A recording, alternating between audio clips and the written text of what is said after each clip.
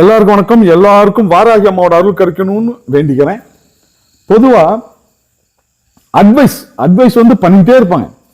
நீ இதைப்படி, நீ அதைப்படி, அப்படின்னா பெரிய ஆளாக முடியும், நீ அந்த வேலைக்கு போ, நீ இன்ஜினியர் வேலைக்கு போ. இதுதான் லைஃப்ல பின்னாடி ஒரு பெரிய ஒரு செல்வத்தை கொடுக்கும்.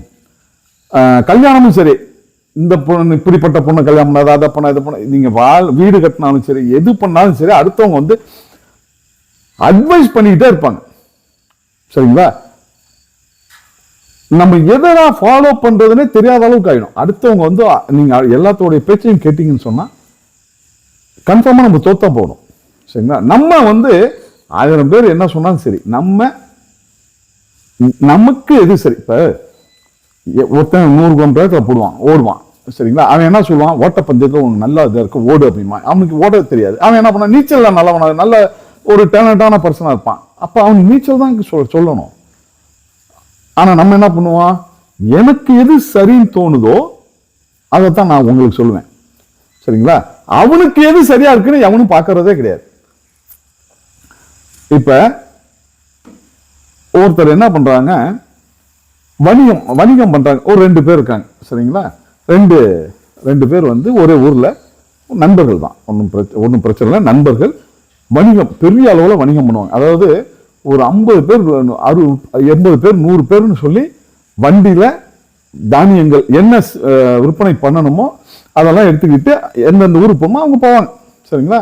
அப்போல்லாம் பார்த்தீங்கன்னா மாட்டு வண்டியில கட்டி எல்லாம் ஒரு பெரும் பார்த்தீங்கன்னா ஒரு 100 பேர், 200 பேர் அப்படி போவாங்க.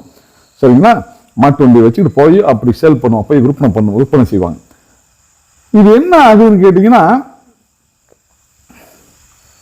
ஒருத்தருக்கு நல்ல அனுபவம் எதுல, இந்த காட்டு வழியில போய் பழக்கமான நபர் ஒருத்தர் இருக்கார். சரிங்களா? வணிகர் இருக்கார். இன்னொருத்தர் என்னன்னா, அந்த காட்டு வழி இந்த மாதிரி இதெல்லாம் அவர் அவ்வளவா போனதில்லை. சரிங்களா? பக்கத்துல இருக்கிறத போய் விற்பனை பண்ணிட்டு வருவார். அவ்வளவுதான். இவர் எப்படின்னா ரொம்ப காடு, மலை, சரிங்களா, இந்த மாதிரியான இடத்துல எல்லாம் போய் விற்பனை செய்யறவர். ஆத்து கடந்து போய் விற்பனை பண்றதுல இந்த மாதிரி விஷயங்கள் ஒருத்தருக்கு தெரியும். இன்னொருத்தருக்கு பக்கத்துல இருக்க ஊருக்கு போவார். அவரும் வணிகர் தான், பெரிய வணிகர். ஆனா பக்கத்து ஊருக்கு போவார். அந்த ஒரே ரோடு தான் போவார், விற்பனை பண்ண வந்துடுவார். திரும்பி அந்த ஊருக்கு போவார், விற்பனை பண்ணுவார், வந்துடுவார். இப்படி இன்னொருத்தர் எல்லா ஊருக்கும் போவார். சரிங்களா?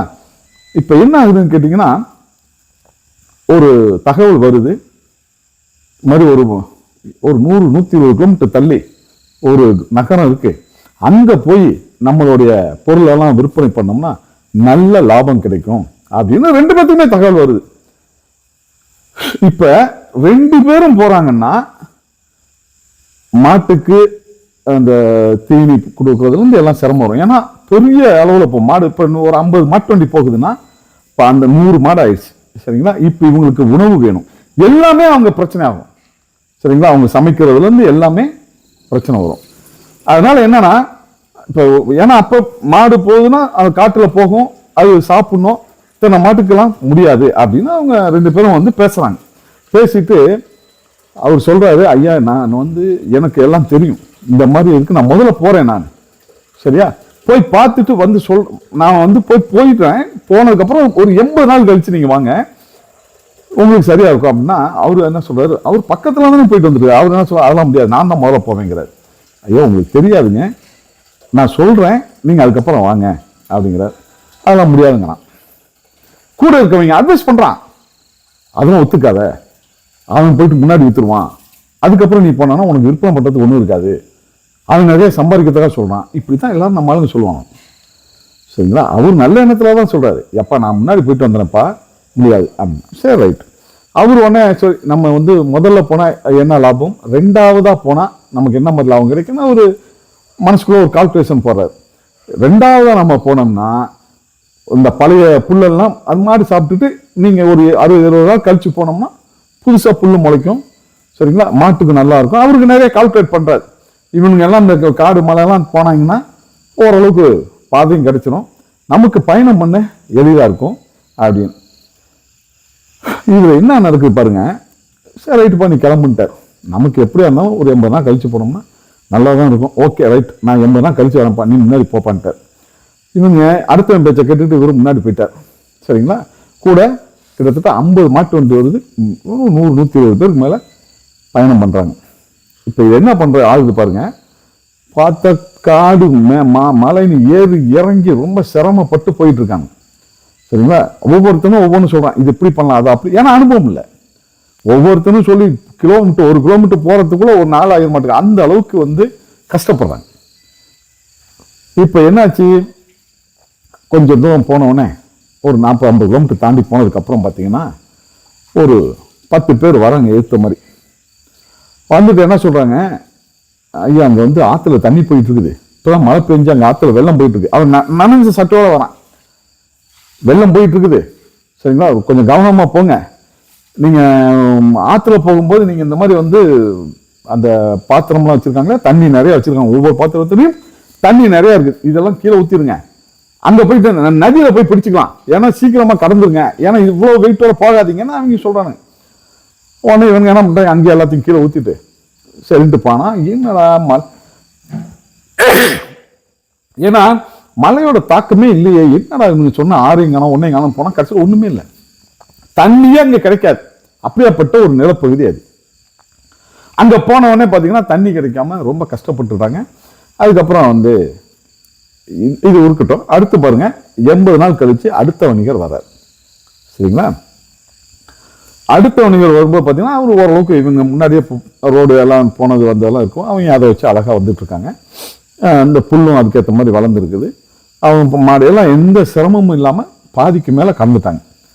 வந்தோடனே அதே மாதிரி 10 பேர் வராங்க, அதே 10 பேர் தான் வராங்க. வந்துட்டு அதே மாதிரி நனைஞ்ச உடையோடு வராங்க. வந்தோடனே என்னப்பா இது இவ்வளோ நனைஞ்சிட்டு வரீங்கன்னொன்னே, ஆறு போயிட்டு இருக்கிறீங்கயா, அங்கே நல்ல வெள்ளம் போகுது, சரிங்களா, கொஞ்சம் கவனமாக போங்க, இந்த பாத்திரத்தில் இருக்கிற தண்ணியெல்லாம் கீழே ஊற்றுங்க, வெயிட்டெல்லாம் தேவையில்லாத வெயிட்டெல்லாம் இறக்கிடுங்க அப்படின்னு.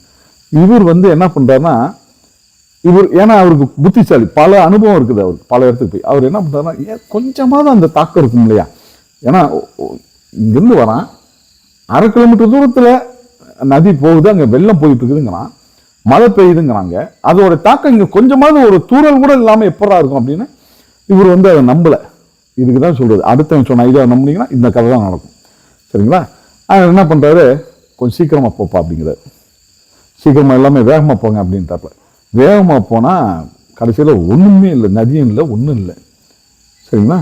இது என்ன பண்ணுறாருன்னா, என்ன இது நமக்கு இருக்கிற இடமே ஈட்டாயிடுச்சு, ஒரு இடத்துல எல்லாம் படுத்து உறங்கலான்னு சொல்லிட்டு டென்ட் அடிக்கிறாங்க.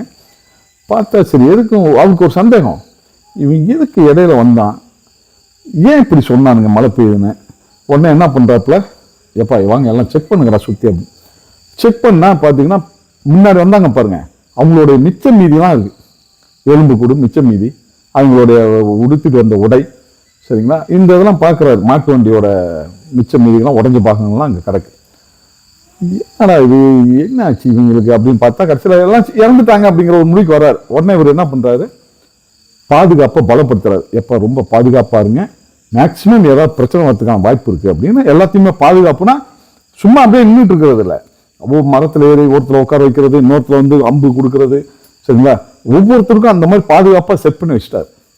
என்னன்னா மேக்சிமம் நைட்டு ஏதாவது பிரச்சனை வரும், இன்று இரவு வந்து கடற்கரை ஏதோ ஒரு பிரச்சனை வரப்போது கவனம் அப்படின்ட்டார். எல்லாருமே பக்காவாக வந்து ஒளிஞ்சு மறைஞ்சி எல்லாம் ஆயுதத்தோடு இருக்காங்க. இந்த 10 பேர் வந்தாங்கன்னு சொன்னேன் பார்த்தீங்களா, அந்த 10 பேர் வந்து பார்க்குறாங்க.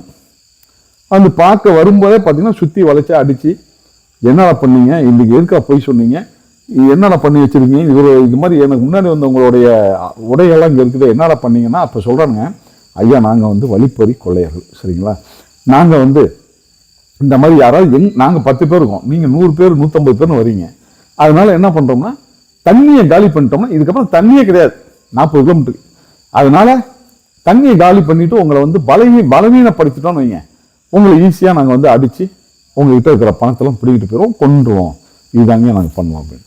இப்போ அவங்களாம் இறந்துட்டாங்க. அதுக்கப்புறம் இவர் போய் அவங்களெல்லாம் பிடிச்சி அடித்து எல்லாம் பக்கத்தில் அந்த அரசர்கிட்ட ஒப்படைச்சிட்டு அதுக்கப்புறம் போய் விற்பனை பண்ணிவிட்டு அதுக்கப்புறம் வராங்க. சரிங்களா?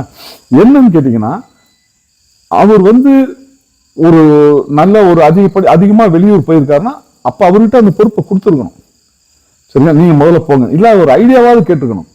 அடுத்தவன் சொல்கிறான், பக்கத்தில் இருக்கிறவன் சொல்கிறான்னு கேட்டதுனால கடைசியாக உயிர் போய் இருக்கிறவனோட உயிர்னு சேர்ந்து போனது தான் மிச்சம். சரிங்களா? அதனால எப்பயுமே அடுத்தவங்க ஒரு ஐடியா கொடுக்குறாங்க, ஒரு அட்வைஸ் பண்றாங்க அப்படின்னா அது அவங்களுக்கு சரியா கூட இருக்கலாம். ஆனா அது நமக்கு ஒத்து வருமான்னு பார்க்கணும்.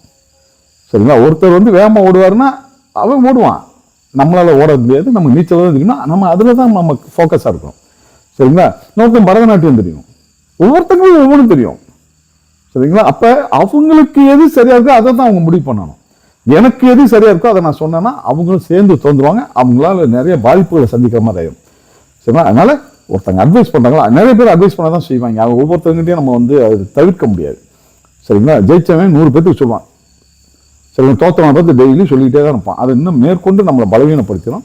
அதனால நமக்கு எது சரின்னு தோணுதோ, நம்ம அறிவுக்கு எது சரின்னு தோணுதோ நிதானமா யோசிச்சு முடிவெடுங்க. நிச்சயமா ஈஸியா ஜெயிச்சிடலாம். அடுத்தவங்களோட அட்வைஸை தேவைக்கு கேட்டுக்கோங்க. ஒருவேளை ஐயா என்னால் இது எவ்வளோ பண்ணாலுமே முயற்சி பண்ணாலும் முடியல அப்படிங்கிறவங்க ஒன்றும் பிரச்சனை இல்லை. இங்கே வந்து ராகு கேது அது தடைகளை கொடுக்கறது உங்களுக்கு எல்லாத்துக்கும் தெரியும். தடைகளை கொடுக்கக்கூடிய ஒரு கிரகம் அது. இங்கே வந்து ராகு கேது பரிகார ஸ்தலம் இருக்கு. கூடயே அம்மா லகுவரகை அம்மா இருக்காங்க. எளிதாக வேலையை முடிக்க தான் லகுவரகை அம்மா அங்கே இருக்காங்க. சரிங்களா? அவங்க நிச்சயமா அவங்களோட வேலையை சிறப்பாக செய்வாங்க. விருப்பம் இருந்தால் உங்களுடைய ஜாதகத்தை அனுப்பிச்சு வைங்க. வாட்ஸ்அப் கீழே நம்பர் இருக்கும், அந்த கீழே இருக்கிற வாட்ஸ்அப் நம்பருக்கு உங்கள் ஜாதகத்தை அனுப்பிச்சு வைங்க.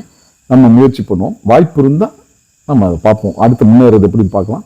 என்னைக்கும் எல்லாரும் நல்லா இருக்கணும்னு வாராகி அம்மாட்ட வேண்டிக்கிறேன். நன்றி, வணக்கம்.